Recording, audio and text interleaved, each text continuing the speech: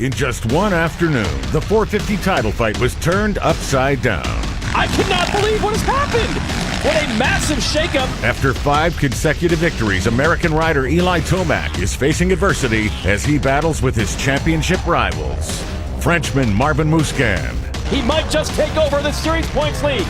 Musquin's a winner again! And German Ken Roczen. But Roczen has fought through the demons for this moment. He's got himself a moto win. In the 250 class, Ohio native Aaron Plessinger has parlayed 3 overall wins to the championship lead as he looks to be the 3rd-star Yamaha rider to bring the coveted title home to the boys in blue. Aaron Plessinger back on top. Aaron Plessinger 1-1 at Redbud. The drama of Saturday afternoon motocross is live on MAV TV.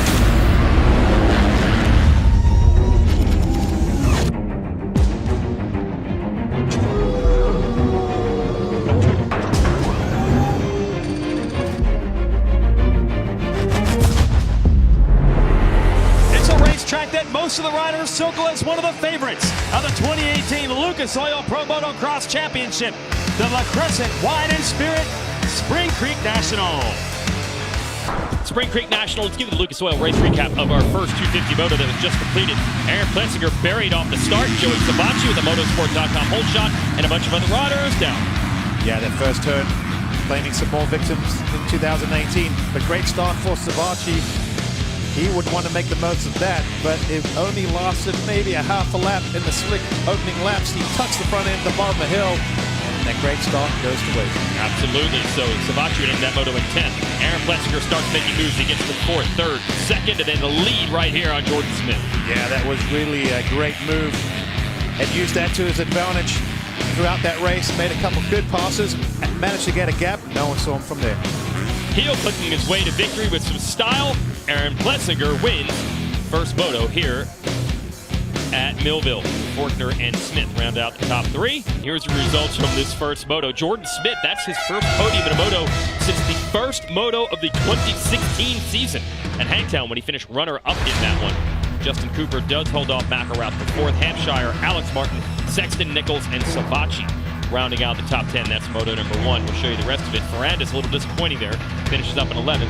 Harrison, Bailey, Cantrell, McAdoo, Dakota Slopes, Moseman, Alex, and Tennant round out the top 20. Here at Millville, Minnesota's Spring Creek Motocross Park, you give me the Lucas Oil race recap for our 250 class. Alex Martin, popular hole shot for the home track specialist here, but he had company. Aaron Plessinger all over him right from the start.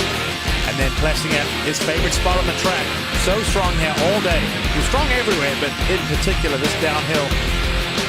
The camera doesn't do it justice. When you're flying down that hill, hitting those bumps, it's certainly scary. It's scary just standing at the top of that thing. Then Austin Forkner had worked his way up to an overall podium finish until a crash with a lap rider. So he bent the radiator on the right side of that bike.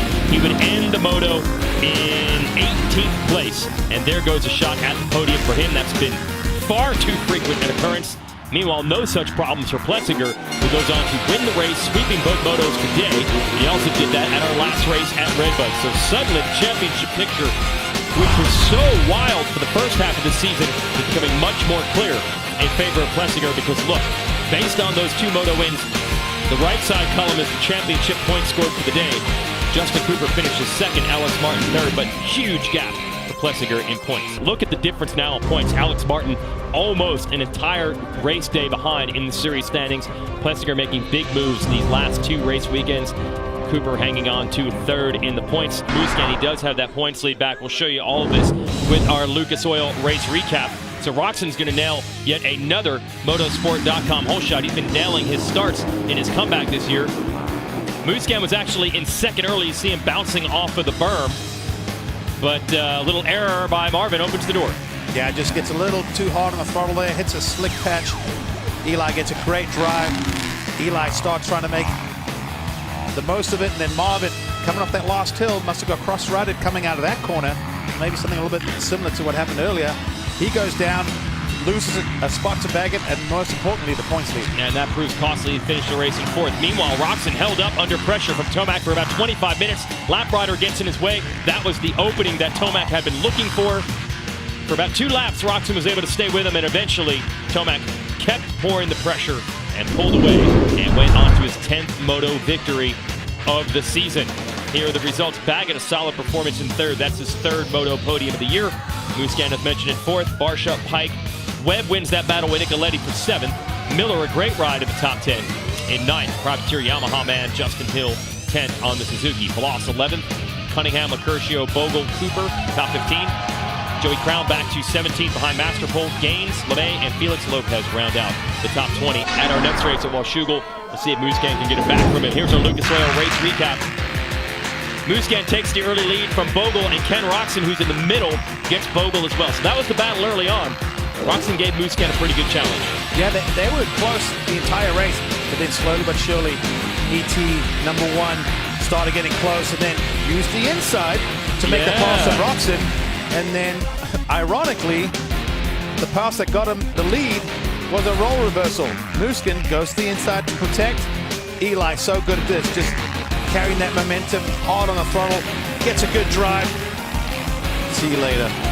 Oh, that had to feel good to make that pass and get the 1-1. Now it'll be up to Musquin to respond to the next one. Eli's certainly the king here at Millville, no doubt about it.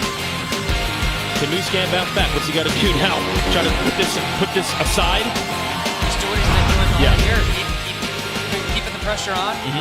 It's worked for him before. It'll work for him now. And, you know, these guys are so wrapped up. It's a lot of talk about championship. These guys are just trying to win races. Of course, like Eli said, that's in his mind, his motivation. But these last, what do we got, 4 races left? Yep. They're going to be going for it. Tomac the 1-1 and Musquin third. The real key, the column on the right. The overall points scored for the day, 10 gained by Tomac. And that's why he took a 3-point deficit to a 7-point lead. Baggett's going to just miss the podium in fourth. Here are those point standings. Spoiler alert, we already told you that Tomac has retaken it by 7. Barsha holding off Roxon for third. That is actually really close right now as Roxon edged Barsha today. He was second overall, Barsha 5th. So that's going to be a pretty good fight between those two. Baggett 5th, Pike, Bloss, Nicoletti, Hill, and Cooper round out the top 10 in series standings right now.